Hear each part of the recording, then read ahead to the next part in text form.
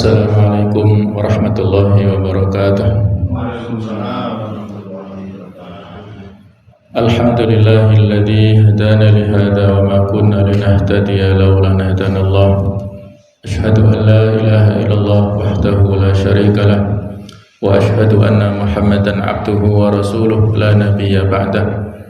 Allahumma salli wa sallim ala sayyidina wa habibina wa maulana Muhammad wa ala alihi wa ashabihi ajma'in.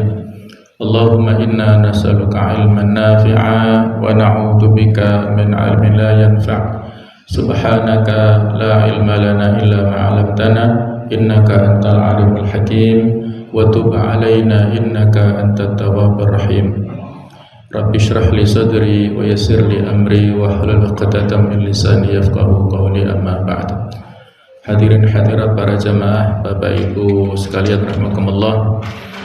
Marilah kita lanjutkan kajian dari tafsir surah Al-Munafiqun, di mana pada pertemuan sebelumnya telah kita bahas tentang muqaddimah atau pengantar dari surah Al-Munafiqun, bahwa surat ini tergolong adalah surah Madaniyah yang diturunkan pada periode Madinah, yang menceritakan tentang sifat-sifat buruk yang dimiliki oleh orang-orang munafik. Kali ini kita akan membaca dan mempelajari tafsir dari ayat 1 sampai dengan ayat 4 yang berjudul sifat, ciri-ciri dan tipikal orang munafik yang paling buruk dalam penilaian syara' atau penilaian Islam. A'udzu billahi minasyaitonir rajim.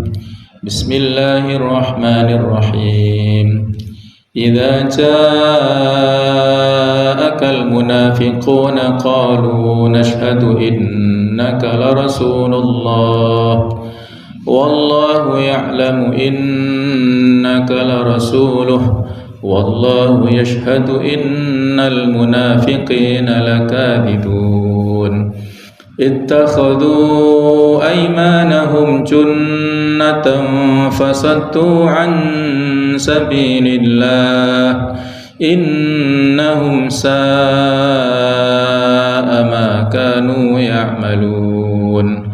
Dzalika bi annahum amanu thumma kafaru fatubi'a ala qulubihim fahum la yafqahun. Wa idza ra'aitahum tu'jibuka ajsamuhum wa in yaqulu tasma' liqawlihim ka'annahum khushubun musannadah yahsabuna kulla sayhatin 'alaihim humul 'adu fahdharhum qatalahu anna yufakun. Idza ja'akal munafiqun, apabila datang kepadamu wahai Muhammad orang-orang munafik itu. Qalu, mereka berkata, nashhadu, kami bersaksi atau kami mengakui, innaka la rasulullah, bahwasanya engkau adalah Rasulullah. Wallahu ya'lamu, dan Allah mengetahui, innaka la rasuluh, bahwasanya engkau wahai Muhammad adalah benar-benar rasulnya, utusannya. Wallahu yashhadu, dan Allah bersaksi bahwasanya innal munafiqina lakadzibun, bahwasanya orang-orang munafik betul-betul atau benar-benar orang-orang yang berdusta atau para pendusta. Ittakhadhu aymanahum, mereka orang-orang munafik itu menjadikan sumpah-sumpah mereka junnatan, sebagai perisai, fasaddu an sabilillah, lalu mereka menghalangi manusia dari jalan Allah. Innahum sa'a ma kanu ya'malun, sesungguhnya amat buruklah apa yang telah mereka kerjakan itu. Dzalika bi annahum amanu, yang demikian itu disebabkan mereka orang-orang yang telah beriman tsumma kafaru, kemudian menjadi kafir lagi. Fatubi'a ala qulubihim, lalu hati mereka dikunci mati, fahum la yafqahun, sehingga mereka tidak mengerti, mereka tidak memiliki pemahaman. Wa idza ra'aitahum, dan apabila engkau melihat mereka, tu'jibuka ajsamuhum, engkau kagum kepada fisik-fisik mereka. Wa iyaqulu, dan apabila mereka berkata, tasma' liqaulihim, engkau mendengarkan perkataan mereka. Ka'annahum khusyubun musannadah, mereka itu seperti kayu yang disandarkan. Yahsabuna kulla sayhatin alaihim, mereka mengira setiap teriakan yang keras kepada mereka, humul adu, mereka itu adalah musuh. Qatalah fahdharhum, maka hati-hatilah kepada mereka.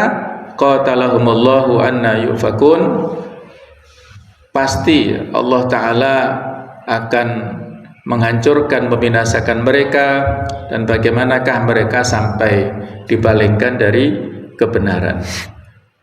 Inilah jamaah sekalian, ada 4 ayat pertama di paragraf pertama yang menggambarkan tentang sifat-sifat terburuk yang dimiliki oleh orang-orang munafik, yang mereka ini baru ada setelah periode Madinah.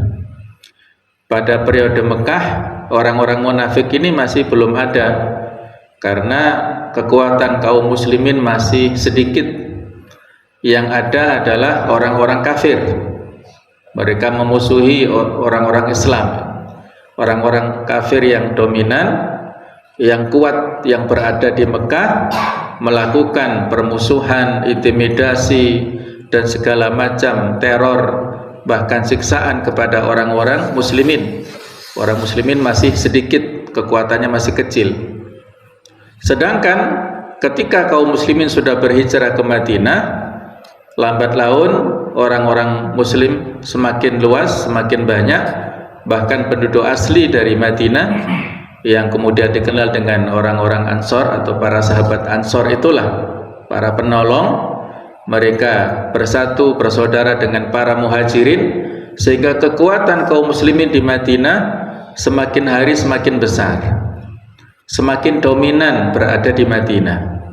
Maka orang-orang penduduk awal yang mereka tidak mau masuk kepada agama Islam, ada yang diantaranya agama Yahudi, yang agama Nasrani, dan lain-lain, mereka tunduk dan patuh kepada pemerintahan di Madinah.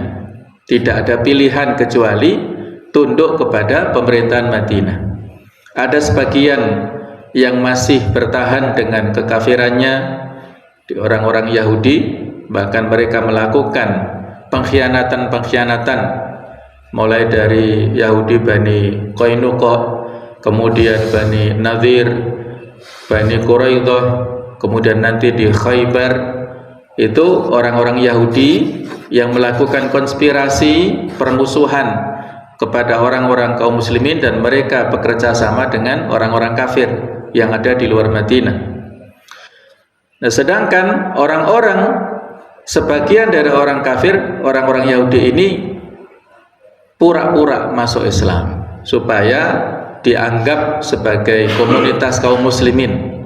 Mereka tidak punya kekuatan untuk memusuhi kaum muslimin secara zahir, secara terang-terangan, maka pilihannya mereka menyelinap ke barisan kaum muslimin, pura-pura muslim dari sisi zahirnya, dari sisi lesannya, sementara batinnya itu masih menyimpan kekafiran.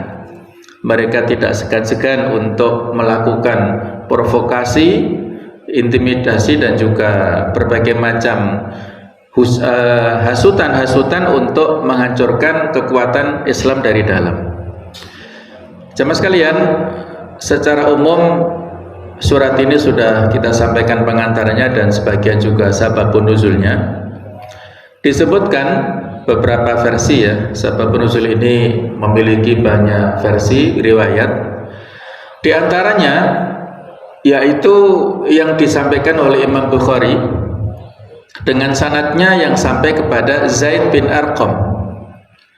Yang sebelumnya sudah kita ceritakan, Zaid bin Arqam saat itu masih kecil, seorang sahabat yang menjadi saksi tentang kebohongan Abdullah bin Ubay bin Salul yang disebut dengan gembong munafikin, yang mana kejadian ini pada saat sepulang orang-orang atau pasukan kaum muslimin dari ekspedisi yaitu perang Bani Mustalik. Di saat peperangan selesai dan kaum muslimin mendapatkan kemenangan yang sangat luar biasa, maka pulanglah pasukan tersebut dan di tengah jalan terjadi semacam kesalahpahaman di antara pasukan kaum muslimin yang di situ ada orang-orang munafik. Nah, maka di sini Zaid bin Arqam menceritakan, aku berada dalam pasukan perang, lalu aku mendengar Abdullah bin Ubay berkata, janganlah kamu berinfak kepada orang-orang yang berada di dekat Rasulullah SAW sehingga mereka bubar atau meninggalkan Rasulullah SAW. Sungguh jika kita pulang dari sisi beliau, pastilah orang yang kuat akan mengusir orang yang lemah dari sana. La irja'na ilal madinati la yukhrijanal a'azzu minal adzal, yang nanti disitir di ayat yang ke-8. Jadi yang dimaksud oleh dia sendiri, orang yang kuat itu adalah Abdullah bin Ubay, karena dia merasa sebagai kepala suku dari Bani atau suku Khazraj yang ada di Madinah. Sedangkan yang dimaksud orang lemah adalah Rasulullah. Itu persepsi atau pendapat dan keinginan pribadi dari Abdullah bin Ubay, sebuah statement yang buruk, yang jahat. Nah, tetapi ini kan mengandung kiasan ya. Orang-orang yang mendengar tidak begitu memahami yang dimaksud orang kuat dan lemah ini siapa. Maka aku ceritakan hal itu kepada pamanku atau kepada Umar. Lalu dia menceritakannya kepada Nabi Muhammad SAW. Kemudian beliau memanggilku dan aku menceritakan kepadanya. Maka Rasulullah SAW mengirimkan orang kepada Abdullah bin Ubay dan kawan-kawannya, yang dalam riwayat sebelumnya kita ceritakan Abdullah bin Ubay sendiri yang melobi langsung kepada Rasulullah supaya lebih meyakinkan kepada Rasulullah. Nah, kalau di sini diceritakan dalam cerita Bukhari ini bahwasanya Rasulullah mengirimkan utusan delegasi untuk klarifikasi atau tabayun kepada Abdullah bin Ubay dan kawan-kawannya. Lalu mereka bersumpah bahwa mereka tidak berkata demikian, sehingga Rasulullah SAW menganggap Zaid bin Arqam ini dusta dan membenarkan apa yang disampaikan oleh Abdullah bin Ubay bersama dengan kawan-kawannya. Sehingga aku merasakan kesedihan yang belum pernah aku rasakan sebelumnya. Aku pun duduk di rumah, lalu pamanku berkata kepadaku, engkau tidak ingin Rasulullah SAW mendustakanmu dan membencimu. Maka Allah Ta'ala menurunkan ayat idza ja'akal munafiquna qalu nasyhadu innaka rasulullah dan seterusnya itu. Apabila orang-orang munafik datang kepadamu, nah, dan seterusnya tadi sudah kita baca. Lalu Nabi Muhammad SAW mengirim orang kepadaku untuk membacakan ayat dan berkata, sesungguhnya Allah telah membenarkan kamu wahai Zaid bin Arqam. Ini diceritakan oleh Bukhari Muslim, artinya ini riwayat yang valid, yang sahih, yang bisa kita jadikan sebagai pedoman tentang latar belakang sejarah turunnya ayat-ayat pertama di surah Al-Munafikun ini, yang sekali lagi menggambarkannya tentang sifat buruk yang dimiliki oleh orang-orang munafik. Mereka bermuka dua, mereka sendiri yang mengatakan kalimat-kalimat seperti itu, tetapi ketika diklarifikasi yang itu isinya provokasi dan memojokkan Rasulullah bersama para sahabat, mereka tidak mengakuinya. Nah, jemaah sekalian rahimakumullah, Allah Subhanahu wa taala menceritakan perihal orang-orang munafik bahwa mereka hanya mengakui Islam dengan mulutnya saja bila datang kepada Nabi Muhammad SAW. Adapun di dalam batin mereka adalah kebalikannya, dan tidaklah seperti apa yang dilahirkan, yang disampaikan secara zahir oleh mulut mereka. Untuk itulah Allah Ta'ala berfirman di ayat pertama, idza ja'akal munafiquna qalu nashhadu innaka rasulullah. Apabila orang-orang munafik datang kepadamu, mereka berkata, kami mengakui bahwa sesungguhnya kamu benar-benar Rasulullah. Yaitu apabila mereka datang kepadamu dan menghadapimu dengan pengakuan tersebut, serta menampakkan hal itu kepadamu, kenyataannya tidaklah seperti apa yang mereka katakan. Karena itulah maka dalam ayat ini diletakkan kalimat sisipan yang memberitahukan bahwa sesungguhnya Nabi Muhammad SAW adalah utusan Allah Subhanahu wa taala, yaitu wallahu ya'lamu innaka la rasuluh, dan Allah mengetahui bahwa sesungguhnya kamu benar-benar Rasulnya. Kemudian disebutkan dalam firman berikutnya, wallahu yashhadu innal munafiqina lakadzibun, dan Allah mengetahui bahwa sesungguhnya orang-orang munafik itu benar-benar orang pendusta, yaitu dalam pemberitaan mereka, sekalipun pada lahiriah mereka menampakkan hal yang sesungguhnya, karena sesungguhnya mereka tidak meyakini kebenaran dari apa yang mereka ucapkan dan tidak pula membenarkannya dalam hati mereka. Karena itulah maka mereka didustakan berdasarkan keyakinan yang tersimpan dalam hati mereka. Hadirin sekalian, di ayat yang pertama ini Allah Ta'ala ketika menggambarkan tentang kedustaan yang dilakukan, yang disampaikan oleh orang-orang munafik, Allah mengatakan wallahu ya'lamu innaka rasuluh, dan Allah mengetahui sesungguhnya engkau adalah rasulnya. Artinya di sini Allah memberikan pernyataan bahwasanya walaupun orang-orang munafik, ya kalau di sisi bahasa ya, yashhadu itu kan bersaksi ya.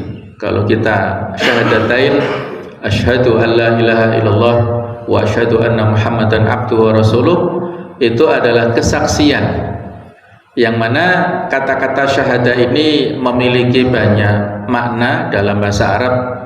Bisa disebut ikrar atau pernyataan, bisa disebut al-ahdu ataupun perjanjian, bisa juga disebut al-qasam atau al-halif, yaitu sumpah. Jadi orang-orang munafik ketika bermaksud untuk meyakinkan kepada jumhur atau mayoritas kaum muslimin, itu mengatakan yashhadu, mereka meyakinkan dengan perkataannya, tetapi Allah cukup membantah syahadat atau persaksian tersebut dengan ya'lamu innaka rasuluh. Jadi cukup dengan mengetahui bahwasanya sesungguhnya kamu benar-benar rasulnya. Nah, tetapi ketika Allah menyampaikan tentang sifat-sifat orang munafikin yang kadzibun itu, Allah mengatakan wallahu yashhadu innal munafiqina lakadzibun. Artinya di sini memberikan statement yang kuat bahwasanya betul-betul orang-orang munafik itu berada dalam kebohongan. Nah itulah ya, jadi kalau Allah mengetahui Rasulnya, memang sejak awal Allah sudah mengangkat Muhammad sebagai Rasulnya. Tetapi kalau untuk menguatkan tentang kondisi sifat orang-orang munafikin, Allah menguatkan dengan kata-kata yashhadu, yaitu yang kalau dalam bahasa kita adalah bersaksi, yang kalau terjemahannya hanya diartikan mengetahui ya. Tetapi sebenarnya lebih daripada itu, untuk memberikan kekuatan hukum kepada orang-orang munafik. Betul-betul itu adalah syahadat, kesaksian Allah, orang-orang munafik itu benar-benar orang-orang yang dusta. Nah hadirin sekalian, di ayat pertama ini Allah mengingatkan bahwa jika ada orang munafik datang dan mengakui kerasulanmu Nabi Muhammad, mereka itu adalah tetap orang yang dusta, karena apa yang dikatakan tidak sesuai dengan perbuatannya. Di dalam Tafsir Al-Munir ini diceritakan hikmah ataupun pelajaran yang bisa kita ambil di ayat pertama ini. Innal iman tasdiqul qalbi, sesungguhnya iman itu adalah mempercayai dalam hati. Wal kalamul hakiki, dan perkataan yang sebenarnya itu adalah kalamul qalbi, perkataan hati. Wa man qala syai'an, dan siapa orang yang berkata sesuatu wa'taqada khilafahu, dan dia meyakini berbeda dengan apa yang dikatakan, fahuwa kadzib, maka orang itu berbohong. Fal munafiquna kadzibun, maka orang-orang munafik itulah orang-orang yang bohong. Li'annahum yaquluna ghairu ma ya'taqidun, karena mereka itu mengatakan berbeda dengan apa yang diyakini. Wa hadza mustanbatun minal ayatil ula, dan ini kesimpulan dari ayat pertama al-mutadhamminah, yang mencakup annal munafiqina yashhadun, bahwasanya orang-orang munafik bersaksi anna Muhammadan Rasulullah sallallahu alaihi wasallam, bahwasanya Nabi Muhammad adalah utusan Allah. I'tirafan bil iman, pengakuan secara zahir dengan keimanan, wa nafyan lin nifaq an anfusihim, dan menafikan, meniadakan kemunafikan dari diri mereka. Wa hum fi hadza la yudhifu syai'an jadidan lil haqiqah, dan pada konteks yang seperti ini mereka tidak menyandarkan sesuatu yang baru untuk kenyataan. Jadi keyakinan yang dalam hati yang menjadi standar, sedangkan pernyataan zahir itu sama sekali tidak berpengaruh pada fakta yang ada. Fallahu ya'lamu anna Muhammadan Rasulullah, Allah mengetahui bahwasanya Muhammad adalah utusan Allah. Kama qalu bi alsinatihim, sebagaimana mereka nyatakan dengan lisan mereka. Walakinnahu yashhadu annahum fi dhamairihim kadibun, tetapi Allah Ta'ala bersaksi bahwasanya mereka di batin-batin mereka itulah orang-orang yang bohong. Wa in azharu asyhada bil Islam, walaupun mereka menyatakan persaksian dengan Islam, wa bitasdiqin Nabi sallallahu alaihi wasallam, dan dengan meyakini Nabi sallallahu alaihi wasallam, wa halifu bi alsinatihim, dan mereka bersumpah dengan lisan-lisan mereka. Jadi inilah jamaah sekalian, yang lebih penting itu adalah apa yang ada dalam hati. Iman ini memiliki 3 dimensi: at-tasdiqu bil qalbi, meyakini dalam hati; wal iqraru bil lisan, menyatakan dengan lisan; wal amalu atau wat tatbiq bil jawarih, mempraktekkan dengan anggota badan. Ini secara sempurna. Hatinya meyakini, lisannya mengatakan, kemudian praktek amalnya membuktikan.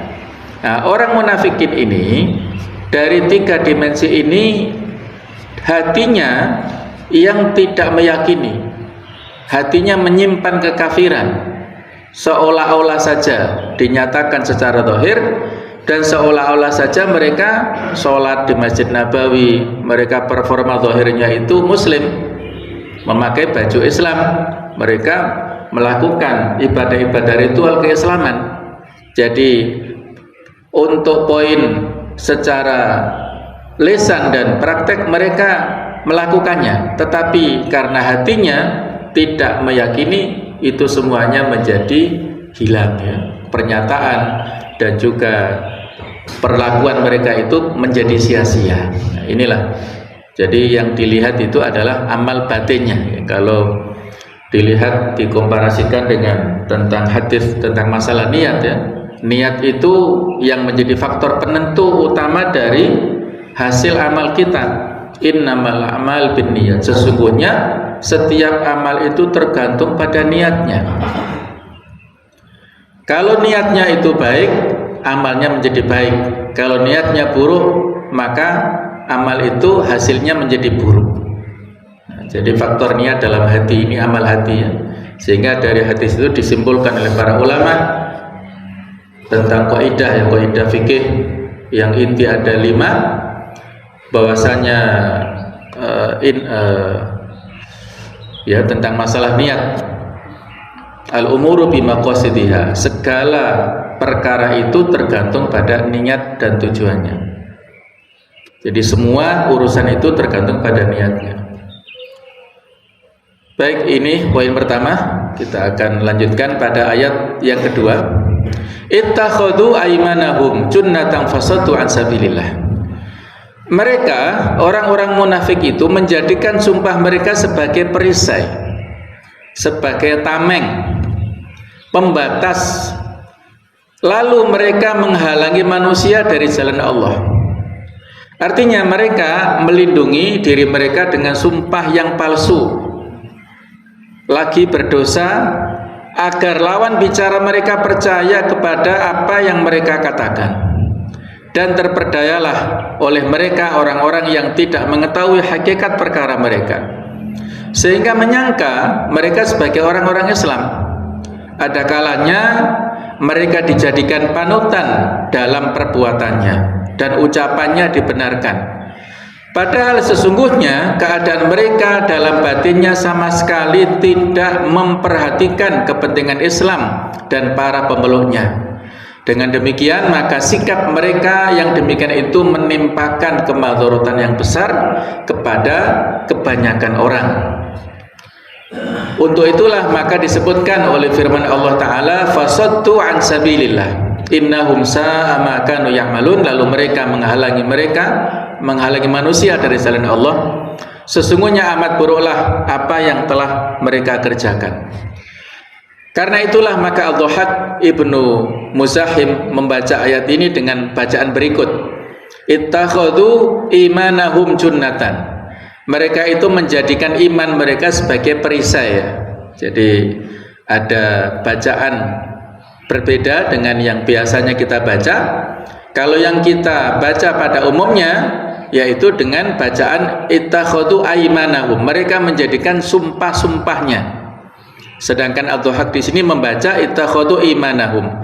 Mereka menjadikan iman mereka, yakni pembenaran yang mereka lahirkan dijadikan oleh mereka sebagai perisai untuk melindungi diri agar jangan dibunuh. Tetapi para jumhur mayoritas mengatakan aimanahum bentuk jamak dari yamin. Yamin itu adalah sumpah.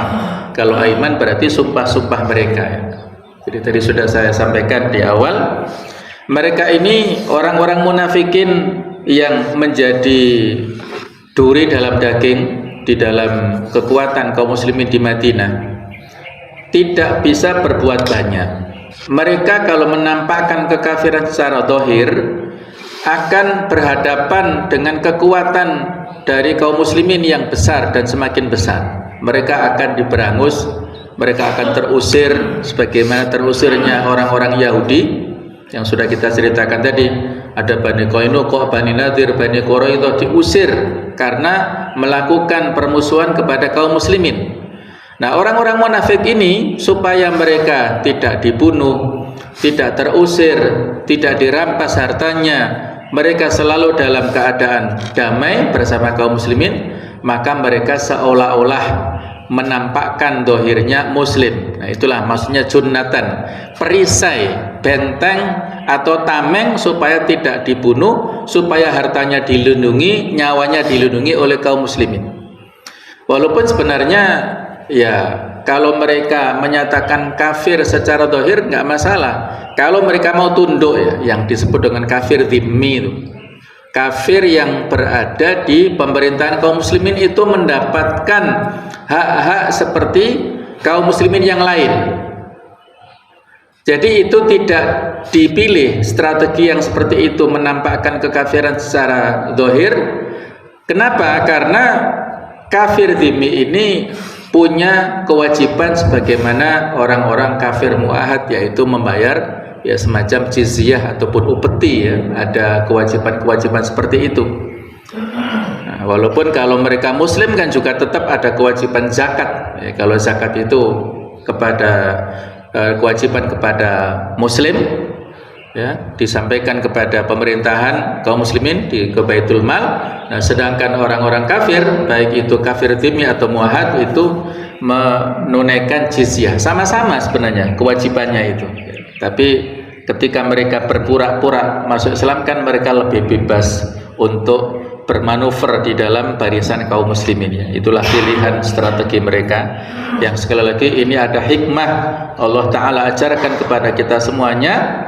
Orang-orang munafik inilah yang nantinya banyak berperan dalam hal segala macam keributan di kaum muslimin. Mereka inilah yang berperan untuk menghancurkan barisan kaum muslimin dari dalam, fitnah-fitnah yang terjadi di internal kaum muslimin.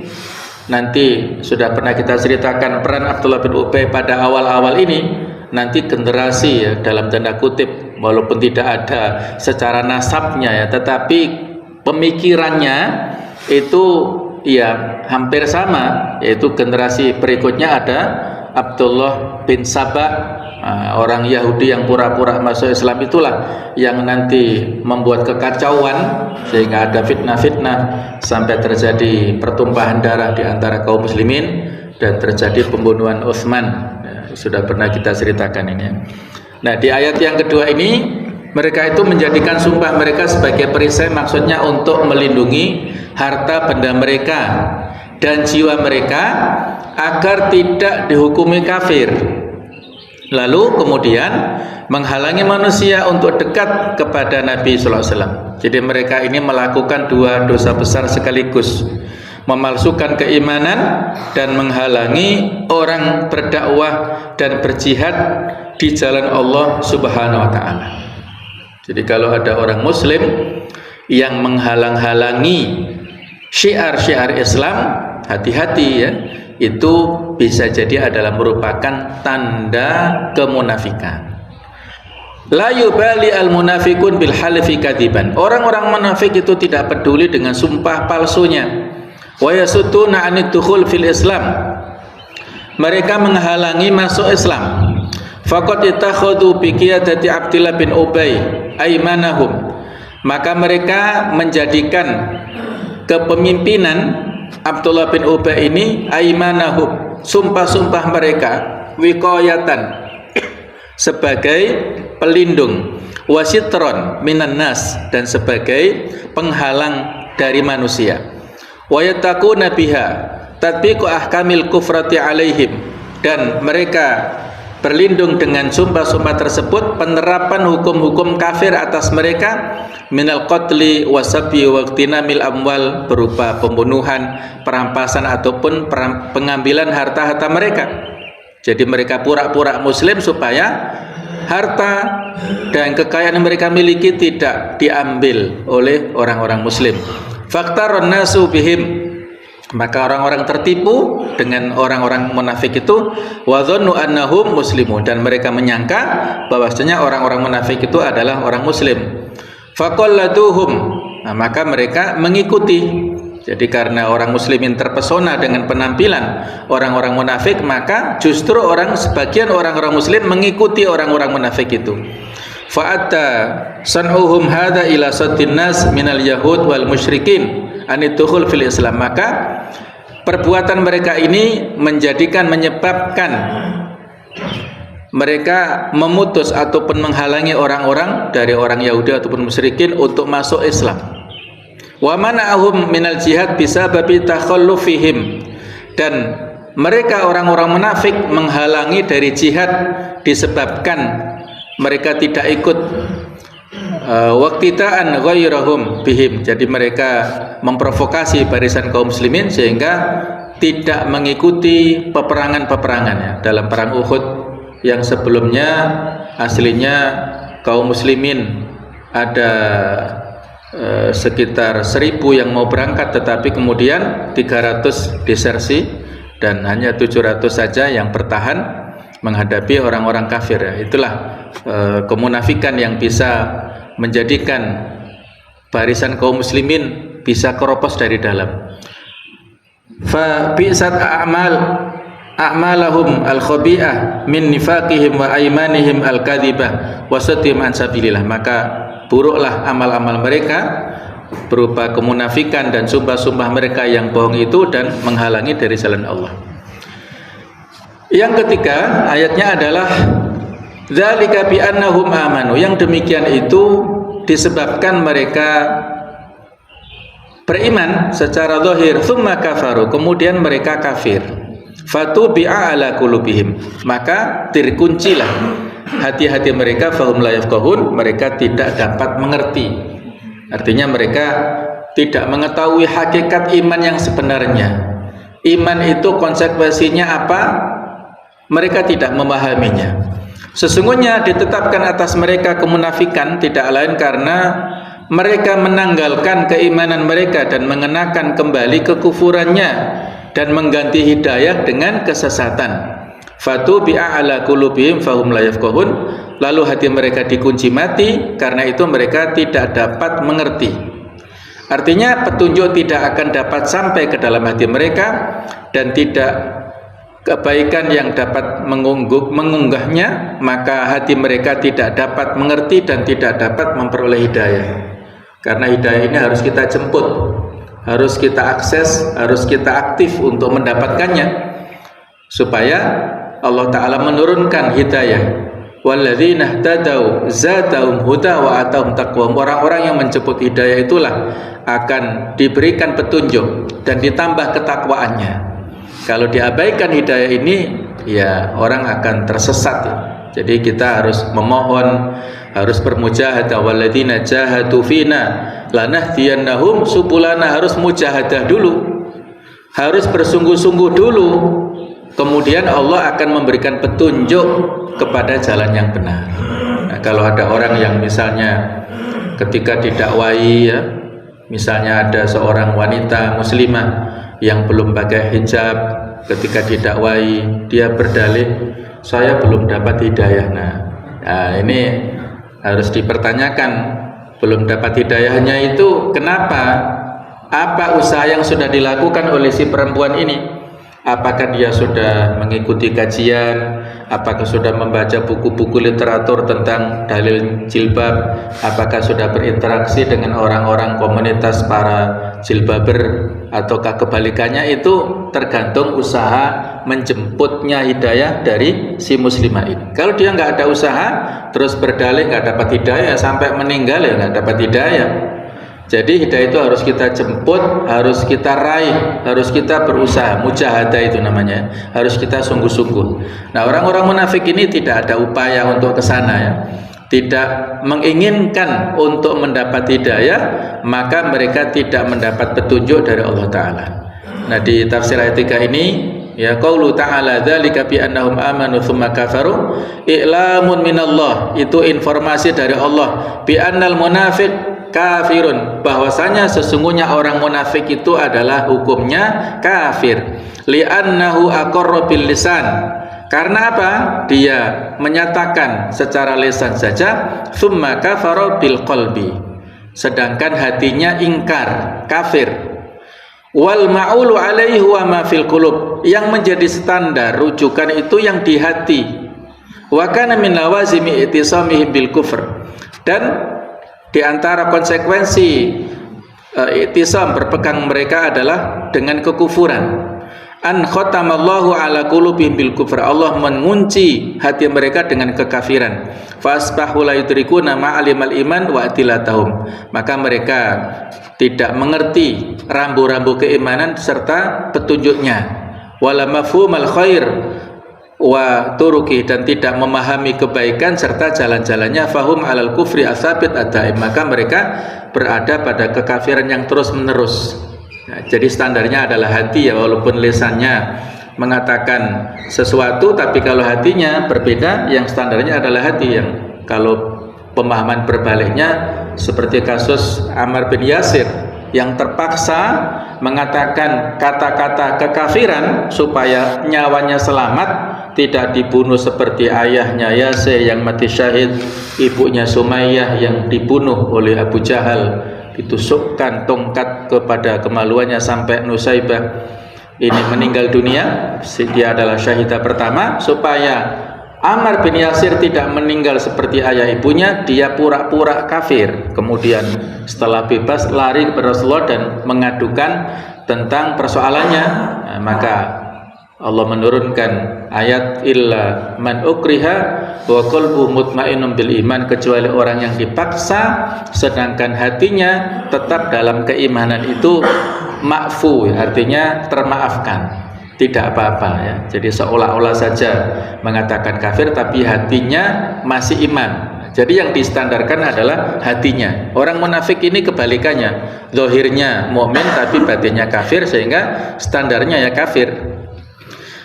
Kemudian ayat yang keempat, wa idza ra'aitahum tu'jibuka ajsamuhum, dan apabila kamu melihat mereka, kamu takjub, kagum dengan fisik-fisik mereka.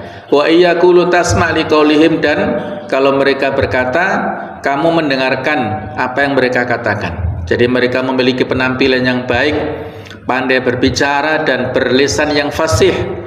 Apabila perkataan mereka didengar, maka pendengarnya akan terpesona oleh perkataan yang mereka sampaikan itu ya.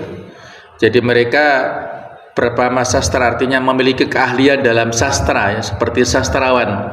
Padahal kenyataannya hati mereka sangat lemah, rapuh, mudah sok penakut dan pengecut. Karena itulah disebutkan dalam firman berikutnya, yahsabuna kulla sayhatin alaihim, mereka mengira bahwa tiap-tiap teriakan yang keras ditujukan kepada mereka, yakni manakala terjadi suatu peristiwa atau suatu kejadian atau hal yang menakutkan, maka mereka berkeyakinan bahwa hal itu akan menimpa diri mereka. Hal ini disebabkan hati mereka yang pengecut lagi penakut.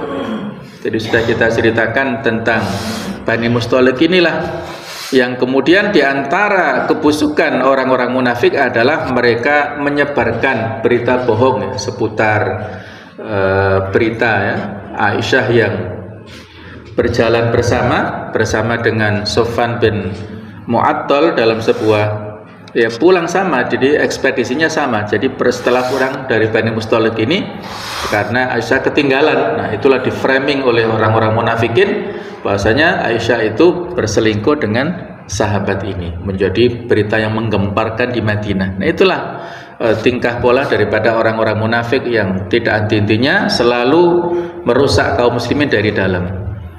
Perihalnya sama dengan apa yang disebutkan dalam ayat lain di surat Al-Ahzab ayat 19. Mereka bakhil terhadapmu apabila datang ketakutan bahaya, kamu lihat mereka itu memandang kepadamu dengan mata yang terbalik-balik seperti orang yang pingsan karena akan mati. Dan apabila ketakutan telah hilang, mereka mencaci kamu dan dengan lidah yang tajam. Sedangkan mereka bakhil untuk berbuat kebaikan. Mereka itu tidak beriman, maka Allah menghapuskan pahala amalnya, dan yang demikian itu adalah mudah bagi Allah Ta'ala. Jadi perang Ahzab ya, ini melengkapi daripada kebusukan sifat-sifat orang munafik ini. Mereka adalah orang-orang yang berpenampilan saja tetapi dalamnya kosong sama sekali. Karena itulah maka disebutkan dalam firman berikutnya, humul adu, mereka itu adalah musuh yang sebenarnya. Fahdharhum, maka waspadalah terhadap mereka. Qatalahumullahu anna yufakun, Allah membinasakan mereka, dan bagaimanakah mereka sampai dipalingkan dari kebenaran, yaitu bagaimanakah mereka sampai dipalingkan dari petunjuk kepada kesesatan. Padahal mereka sudah berinteraksi dengan Rasulullah, sudah bersama dengan kaum muslimin di Madinah, mereka sering mendengarkan nasihat Rasulullah. Kenapa masih tidak terbuka ya, hatinya itu untuk menerima kebenaran ya. Jadi ini sesuatu yang harus kita waspadai ya. Ketika hati ini dalam kondisi yang sakit, tidak berusaha untuk disembuhkan, maka akan menjadi tertutup, terkunci, kebenaran tidak bisa masuk. Nah, jemaah sekalian, ada hadis yang bagus sekali diceritakan oleh Abu Hurairah bahwasanya Nabi sallallahu alaihi wasallam bersabda, "Innalil munafiqina alamatin yu'rafuna biha." Sesungguhnya orang-orang munafik itu mempunyai ciri-ciri khas yang dapat diketahui. Tahiyyatuhum la'nah. Salamnya, penghormatan mereka berupa laknat. Wa ta'amuhum nuhmah. Sedangkan makanan mereka adalah hasil rampokan. Wa ghanimatuhum hulul. Dan ghanimah mereka adalah hasil penggelapan, atau kalau bahasa kita sekarang korupsi. Wala yaqrabunal masajid illa hujran. Mereka ini tidak mendekati masjid-masjid melainkan menjauhinya. Wala ya'tuna sholata illa dubron. Dan mereka tidak sholat kecuali berpaling ke belakang. Mustakbirin la ya'lafun wa la yu'lafun. Mereka ini bersikap sombong ya. Mustakbirin artinya sombong, la ya'lafun. Mereka tidak memiliki sifat empati dan juga tidak yu'lafun ya. Jadi mereka tidak pantas ya. Jadi mereka tidak punya empati dan simpati kepada kaum muslimin. Khusyubun billail. Mereka ini pada saat malam bagaikan kayu yang tersandar, suhubun bin nahar. Sedangkan pada waktu siang ya, suka biitkin gaduh. Waqala Yazid marotan, dan menurut Yazid menyebutkan perawi yang lain, mereka di siang hari suhubun bin nahar. Mereka adalah seperti ya, bikin kekacauan saja, atau riwayat Ahmad. Jadi pada malam harinya mereka tidak beribadah, ya mereka tidur, tidak melakukan qiyamul lail. Ya memang mereka pura-pura saja kalau lagi bersama seolah-olah ibadah, sementara kalau sendirian mereka tidak melakukan ibadah kepada Allah Ta'ala. Inilah sifat-sifat yang dimiliki oleh orang-orang munafik.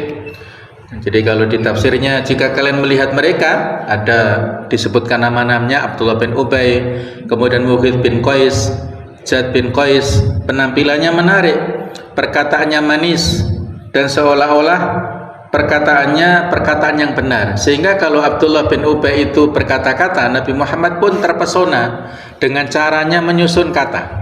Tetapi hanya percakapan itu saja yang bagus susunannya. Adapun pelaksanaannya tidak ada. Perkataannya yang bagus itu tidak sesuai dengan kenyataan. Nah, seakan-akan mereka adalah kayu-kayu yang tersandar. Diumpamakan mereka dengan kayu-kayu yang tersandar karena belum tahu apa akan gunanya dan di mana akan dipasangkan.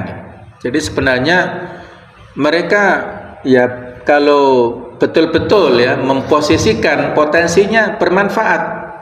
Mereka ya Abdullah bin Ubay sebagai kepala sukunya, kalau betul-betul murni tulus akan banyak manfaatnya. Tapi karena hanya pura-pura maka tidak bisa dimanfaatkan. Mereka menyangka tiap-tiap suara keras gosip adalah menuju kepada mereka. Mereka suka sekali memasang telinga, cemas dan takut kalau mereka yang dibicarakan orang. Oleh sebab itu mereka selalu membuat gosip dengan cara yang buruk, karena mereka menyangka bahwa kalau ada orang yang berbicara pasti sedang membicarakan mereka. Demikian itu karena hati mereka sudah memendam rasa kecut dan takut terhadap hal-hal yang akan menimpa mereka. Jadi sebelum mereka dibicarakan, mereka membicarakan dulu. Sebelum mereka digosipi, mereka membuat gosip dulu lah. Mungkin strateginya gitu ya. Orang-orang munafik ini serba khawatir. Oh jangan-jangan kalau ada orang-orang yang berkumpul membicarakan dirinya ya, karena dia tidak punya rasa kepercayaan kepada orang-orang muslim. Sudah dihinggapi dengan ketakutan. Nah, sesungguhnya ini juga penting ya jamaah sekalian, menilai manusia bukanlah berdasarkan pada bentuk fisik dan penampilan lahiriah. tetapi berdasarkan bukti-bukti yang nyata, tindakan-tindakan real dan ucapan-ucapan yang jujur dan sungguh-sungguh. Nah, orang-orang munafik adalah sosok orang-orang yang memiliki penampilan menarik dan lisan yang fasih, akan tetapi mereka hanyalah sosok bayangan tanpa ruh, gambar tanpa arti. Abdullah bin Abbas menggambarkan tentang Abdullah bin Ubay ini sosok yang ganteng, yang tampan, memiliki fisik yang ideal, proporsional dan menarik, serta lisan yang pandai bicara, kemudian menarik dan mampu menyihir pendengarnya. Apabila ia berbicara, Rasulullah mendengarkannya pembicaraan tersebut, dan Allah menyebutkan sebagai sosok yang memiliki fisik sempurna dan lisan yang pandai bicara dan mengungkapkan kata-katanya.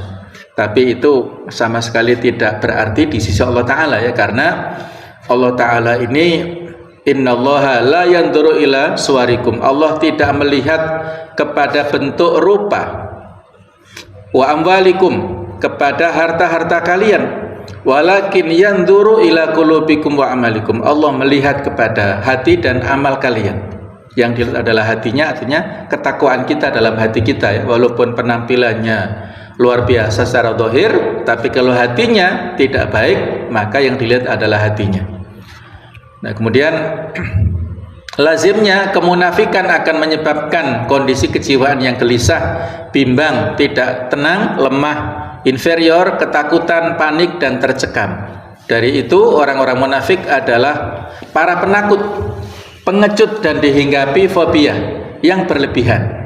Sampai-sampai setiap kejadian mereka kira seakan-akan itu menimpa pada mereka karena ketakutan dan kepanikan yang mereka rasakan.